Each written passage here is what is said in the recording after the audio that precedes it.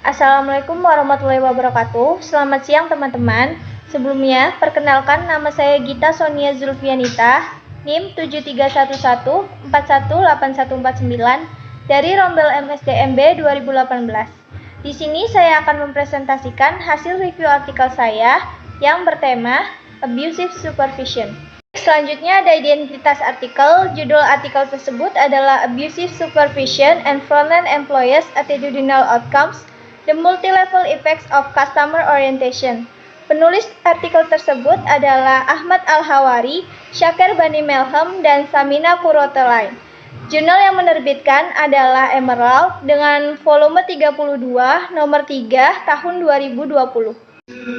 Baik, selanjutnya ada latar belakang masalah. Latar belakang masalah penelitian ini yang pertama adalah bahwa penelitian sebelumnya itu belum ada yang mendalami hubungan antara perilaku abusive supervision dan juga employee silence.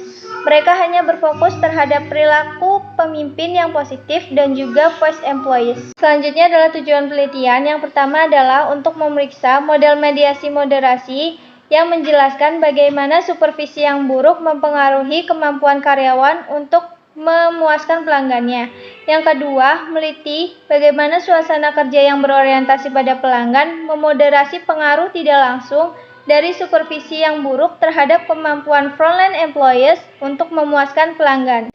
Hipotesis dan pengembangan. Yang pertama, supervisi yang buruk dan employee silence. Menurut Morrison, literatur yang ada menyatakan bahwa bawahan lebih sering tidak menyuarakan pendapatnya dan cenderung tetap diam daripada menyuarakan gagasan atau pendapatnya. Menurut Tepper sendiri, supervisi yang buruk biasanya melakukan tindakan berupa memaksa dan mengendalikan bawahan. Bawahan sendiri tidak dapat menghindari hal tersebut karena karyawan kekurangan kekuatan dalam hubungan supervisor dan bawahan. Seringkali mereka memilih untuk tidak mengambil tindakan apapun yang mana memancing kasus yang lebih lanjut nantinya. Hal ini diperoleh H1 adanya hubungan positif antara persepsi karyawan terhadap supervisi yang buruk dan perilaku diam mereka. Yang kedua adalah employee silence dan kemampuan untuk memuaskan pelanggan. Employee silence sendiri merupakan hal yang dengan sengaja menahan informasi penting organisasi.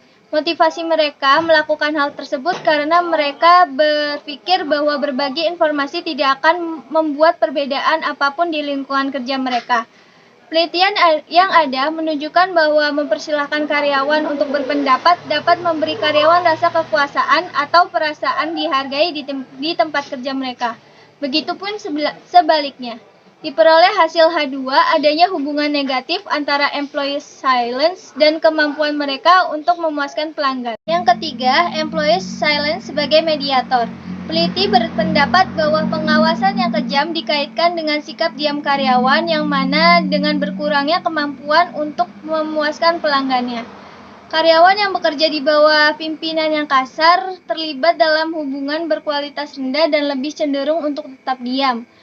Dan hal tersebut dapat menguras sumber daya emosional dan kognitif kritis karyawan yang mana dapat merusak kemampuan mereka untuk memuaskan pelanggan. Diperoleh H3, employee silence memediasi hubungan antara supervisi yang buruk dan kemampuan karyawan untuk memuaskan pelanggan. Yang keempat, peran moderasi dan orientasi pelanggan. Machinda dan Peterson sendiri menyarankan bahwa lingkungan kerja yang berorientasi pada pelanggan lebih mungkin untuk mendorong atau memberi penghargaan karyawan untuk berbagi umpan balik.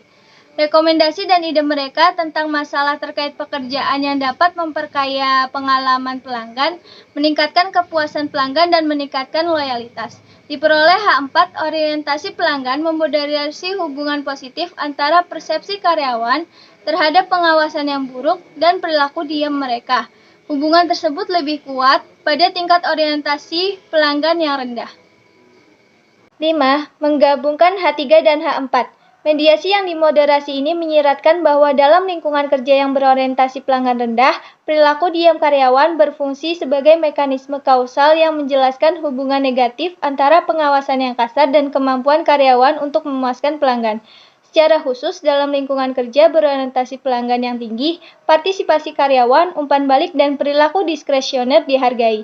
Dihasilkan H5, orientasi pelanggan memoderasi pengaruh tidak langsung dari pengawasan yang buruk terhadap kemampuan karyawan untuk memuaskan pelanggan melalui sikap diam mereka. Hubungan tersebut lebih kuat pada tingkat orientasi pelanggan yang rendah. Selanjutnya adalah metode penelitian. Sampelnya adalah karyawan industri perhotelan Uni Emirat Arab dengan teknik sampel yang diambil sebanyak 2 tahap. Tahap pertama yakni penyebaran kuesioner sebanyak 440, 370 diterima atau sebanyak 84%. Tahap kedua 335 atau sebanyak 76%. Teknik yang digunakan adalah random sampling dengan teknik analisis data linear hierarkis. Selanjutnya, hasil dan pembahasan. H1. Persepsi karyawan berhubungan positif terhadap supervisi yang buruk dan perilaku diam mereka. Hipotesis tersebut adalah terdukung, terbukti dari tabel 4 mode 2 yang mana P 0,20 kurang dari 0,05. H2. Diamnya karyawan berdampak negatif bagi kemampuan karyawan untuk memuaskan pelanggan.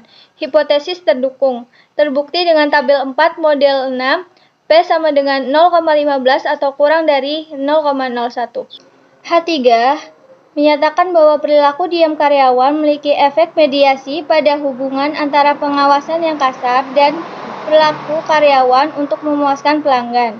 Ditunjukkan pada model 5 dan model 6, maka H3 terdukung. H4. Untuk menguji efek moderasi dari orientasi pelanggan pada hubungan antara pengawasan yang kasar dan sikap diam karyawan, seperti yang dijelaskan dalam H4, peneliti menilai istilah interaksi antara orientasi pelanggan dan pengawasan yang kasar untuk memprediksi sikap diam karyawan di model 3. Peneliti melengkapi plot ini dengan analisis kemiringan sederhana oleh Aiken dan West 1991 yang menunjukkan bahwa hubungan antara pengawasan yang kasar dan diamnya karyawan adalah signifikan. Hal ini menjadikan H4 terdukung. H5 mengusulkan bahwa pengawasan yang kejam memiliki efek tidak langsung terhadap kemampuan karyawan untuk memuaskan pelanggan dalam lingkungan kerja berorientasi pelanggan yang tinggi atau rendah. Hasilnya menunjukkan bahwa pengaruh pengawasan yang kejam lebih kuat di lingkungan berorientasi pelanggan yang rendah daripada lingkungan kerja berorientasi pelanggan yang tinggi. Jadi, dengan demikian H5 terdukung. Kesimpulan, organisasi perlu memantau baik perilaku individu maupun lingkungan kerja organisasinya. Supervisor yang dapat menjalani program pelatihan untuk mempelajari pentingnya menahan diri dari perilaku kasar dan menerapkan perilaku suportif untuk membantu bawahan mereka. Mengingat konsekuensi yang kuat dari perilaku abusive, perusahaan dituntut untuk dapat menghentikan perilaku abusive dari supervisor. Dengan demikian, sistem hukuman yang jelas dan efektif dapat diterapkan untuk meminimalkan perilaku pengawasan yang buruk dan tidak dapat diterima serta untuk mempertahankan kesejahteraan karyawan. Penelitian di masa depan dapat lebih meningkatkan pemahaman tentang hubungan kompleks antara pengawasan yang kejam, faktor kontekstual, dan hasil kinerja karyawan yang berbeda. Peneliti memeriksa employee silence sebagai mekanisme yang mendasar. Lalu peneliti di masa depan dapat menggabungkan beberapa mekanisme mediasi dan hasil karyawan yang berbeda seperti kinerja, layanan yang dinilai supervisor, dan turnover intention, serta kepuasan pelanggan. Berikut instrumen dari penelitian ini terdapat 4 variabel yakni orientasi pelanggan, employee silence, abusive supervision, dan juga kemampuan untuk memuaskan pelanggan.